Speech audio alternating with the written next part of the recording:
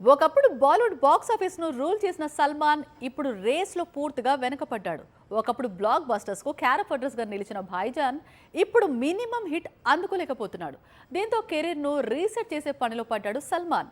ఇప్పటికే వంశీ పైడిపల్లి దర్శకత్వంలో ఒక చిత్రం చేస్తున్నాడు. ఇప్పుడు రాజా అండ్ డీకేకు కూడా డేట్స్ ఇచ్చాడు. మొత్తంగా సల్మాన్ 3.0 లోడ్ అవుతోందని చెప్పవచ్చు. ఎంతటి స్టార్ హీరోకైనా సరే ఎప్పుడు ఒకే ఫేస్ కంటిన్యూ కాదు.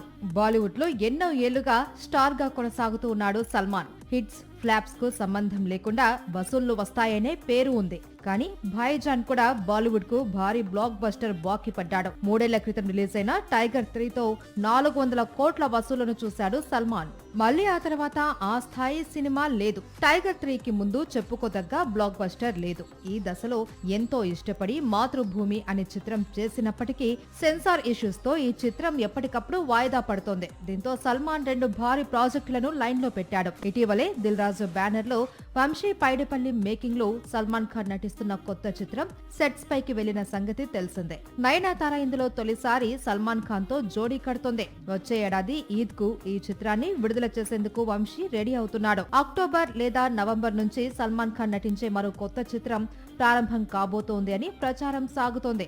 ఈసారి ఫ్యామిలీ మెన్ వెబ్ సిరీస్ దర్శకులు రాజన్ డీకే డైరెక్షన్ లో Salman Khan super hero movie చేయబోతున్నాడు. ఇందుకు సంబంధించిన అఫీషియల్ కన్ఫర్మేషన్ కూడా వచ్చేసింది. వచ్చే ఏడాది సల్మాన్ కమ్ బ్యాక్ తో బాలీవుడ్ బాక్స్ ఆఫీస్ మళ్లీ షేక్ అవుతుందో లేదో చూడాలి.